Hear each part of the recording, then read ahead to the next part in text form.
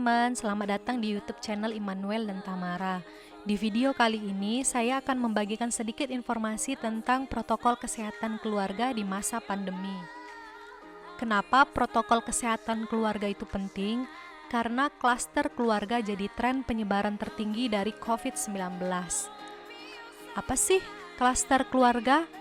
Klaster keluarga terjadi apabila salah satu anggota keluarga terinfeksi virus, lalu menularkan ke anggota keluarga lainnya, sehingga satu rumah tangga tertular COVID-19 saat berada di rumah sendiri. Nah, hal ini dipersulit jika ada anggota keluarga yang bergejala, namun enggan atau nggak mau melakukan swab test, karena takut nanti kalau positif, takut keluarganya akan dikucilkan. Namun, akhirnya dia akan berperan sebagai spreader atau penyebar COVID-19. Nah, untuk penularan COVID-19 dapat terjadi melalui yang pertama adalah sebaran droplet. Droplet itu adalah percikan cairan yang berasal dari batuk dan bersin. Nah, teman-teman kan pernah batuk atau bersin kan? Ketika kita batuk atau bersin, ada cairan, percikan cairan yang keluar dari mulut ataupun saluran pernafasan.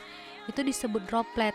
Pada penderita COVID-19, dropletnya bisa mengandung virus COVID-19.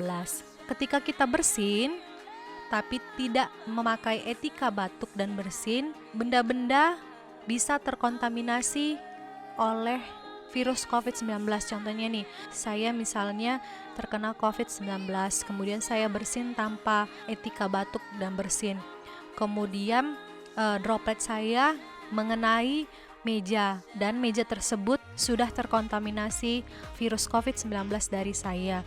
Nah, ketika suami saya yang tidak terkena COVID-19 menyentuh meja yang sudah terkontaminasi virus tersebut, kemudian memegang mata, hidung ataupun mulutnya, nah dia bisa terkena COVID-19. Kemudian penularan melalui airborne bisa terjadi pada ruangan tertutup atau ventilasi buruk, contohnya ketika berada di mall. Nah, ada beberapa aktivitas yang bisa menyebabkan klaster keluarga meningkat. Yang pertama adalah anak-anak bermain bersama di lingkungan komplek. Kemudian kegiatan berkumpul lainnya seperti arisan, mengunjungi rumah teman, perayaan hari besar, dan lain-lainnya. Kemudian bisa terjadi ketika kita liburan atau jalan-jalan ke tempat publik yang ramai. Untuk itu, penerapan protokol kesehatan sangat penting. Apa saja protokol kesehatan? Yang pertama adalah penggunaan masker. Tidak hentinya kita untuk selalu mengajak teman-teman untuk selalu menggunakan masker. Tapi penggunaan masker harus yang baik dan benar. Memakai masker yang baik dan benar harus menutupi hidung dan mulut. Tidak boleh masker itu di bawah hidung atau di bawah mulut atau bahkan di dagu ya teman-teman. Kemudian memakai masker dan mengganti masker setiap 4 jam atau boleh diganti sebelum 4 jam apabila maskernya udah lembab atau basah. Kemudian masker yang kita gunakan seperti apa? Yang pertama adalah bisa kita pakai masker bedah yang dilapis dengan masker kain. Namun kalau teman-teman memakai masker N95 tidak perlu dilapis ya teman-teman. Masker bedah yang sudah dipakai segera dibuang ke tempat sampah dan masker kain dicuci dengan deterjen dan disetrika. Kemudian kita harus menjaga jarak dengan orang lain, mencuci tangan dengan sabun dan air mengalir minimal 20-30 detik atau bisa kita gunakan hand sanitizer. Kemudian kita harus menghindari kerumunan, mengurangi transaksi dengan uang fisik, meningkatkan daya tahan tubuh kita dengan menerapkan perilaku hidup bersih dan sehat. Bagaimana caranya?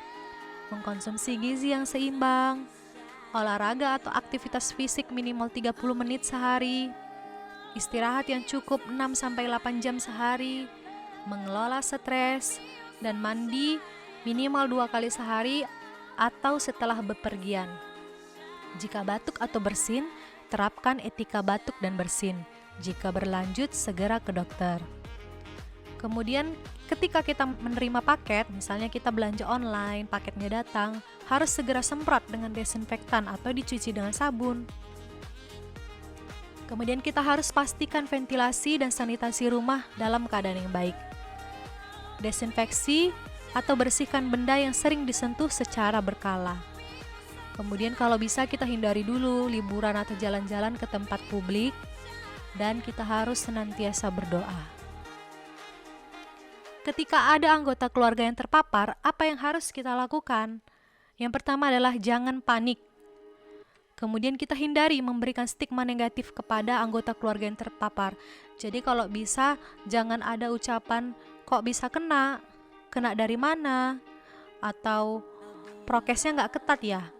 Kalau bisa hindari ucapan-ucapan negatif seperti itu kepada anggota keluarga kita yang terpapar.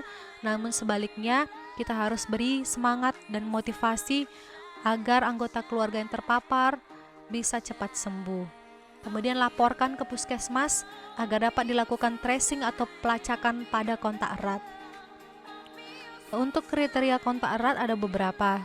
Jadi ada beberapa pasien yang datang ke kami bilang ingin dilakukan swab test karena kontak erat dengan yang positif COVID. Nah, untuk kriteria kontak erat itu ada beberapa jenis. Yang pertama adalah tatap muka atau berdekatan dalam radius 1 meter dalam jangka waktu 15 menit atau lebih. Nah, ini disebut dengan kontak erat. Kemudian melakukan sentuhan fisik langsung seperti bersalaman, berpelukan dengan anggota keluarga yang terpapar. Kemudian orang yang memberikan perawatan langsung dengan orang yang terpapar tanpa menggunakan APD standar. Contohnya gini, misalnya ada dalam satu keluarga suaminya menderita COVID-19. Nah, sang istri yang tidak menderita COVID-19 membantu merawat sang suami tanpa APD standar. Nah, sang istri disebut dengan kontak erat. Ketika ada anggota keluarga yang kontak erat, apa yang harus dilakukan? Yang pertama adalah isolasi mandiri 14 hari dan tidak wajib melakukan swab PCR. Namun, jika mau melakukan swab PCR dan hasilnya negatif, harus tetap isolasi mandiri 14 hari. Apabila selama isolasi mandiri muncul gejala, segera periksakan diri. Kemudian untuk anggota keluarga yang positif COVID-19, apa saja yang harus dilakukan? Yang pertama, untuk tanpa gejala dan gejala ringan bisa isolasi mandiri di rumah. Namun untuk gejala sedang ataupun berat harus memerlukan perawatan di rumah sakit. Kemudian kita harus memberikan semangat dan motivasi kepada anggota keluarga yang positif COVID-19. Apabila meninggal dunia, maka pemakaman dilakukan sesuai protokol COVID-19. Untuk gejala ringan ataupun tanpa gejala, kan tadi diperbolehkan isolasi mandiri, tapi ada beberapa panduan untuk isolasi mandiri. Yang pertama adalah tempatkan dalam kamar tersendiri. Jadi kalau bisa tidak boleh gabung dengan anggota keluarga lainnya yang tidak terpapar. Kemudian batasi pergerakan, berbagi ruangan sama. Jadi kalau bisa anggota keluarga yang terpapar jangan lalu lalang misalnya di ruang makan atau di ruang tamu seperti itu. Kemudian pisahkan kamar mandi kalau bisa dan alat mandi serta alat makannya. Kemudian segera cuci dengan sabun. Siapkan obat-obatan selama kurang lebih 2 minggu. Anggota keluarga yang terpapar harus menerapkan etika batuk dan bersin, berjemur, kemudian pakaian yang telah dipakai segera dicuci dengan deterjen, dan ukur suhu tubuh dan saturasi oksigen 2 kali sehari. Saturasi oksigen adalah kadar oksigen dalam darah, normalnya di atas 95. Jika di bawah 95 dan menetap terus-menerus, harus memerlukan pertolongan tenaga medis. Nah, ini adalah 2 alat yang wajib ada pada saat isolasi mandiri. Yang pertama adalah termometer untuk mengukur suhu dan oximeter untuk mengukur kadar oksigen dalam darah. Kemudian anggota keluarga harus selalu memakai masker dan menjaga jarak dengan anggota keluarga lainnya, memperhatikan ventilasi dan membuka jendela secara berkala, dan mencuci tangan sesering mungkin. Nah, untuk anggota keluarga yang tinggal serumah dengan anggota keluarga terpapar, hampir sama panduannya dengan anggota keluarga yang terpapar, yaitu selalu memakai masker dan menjaga jarak dengan anggota keluarga yang terpapar COVID-19, senantiasa mencuci tangan, membersihkan daerah atau benda yang mungkin tersentuh anggota keluarga yang terpapar seperti gagang pintu dan lain-lain, memperhatikan ventilasi, dan membersihkan rumah secara berkala. Sebagai penutup, di masa pandemi ini kita jangan takut dan jangan panik dalam menghadapi pandemi COVID-19.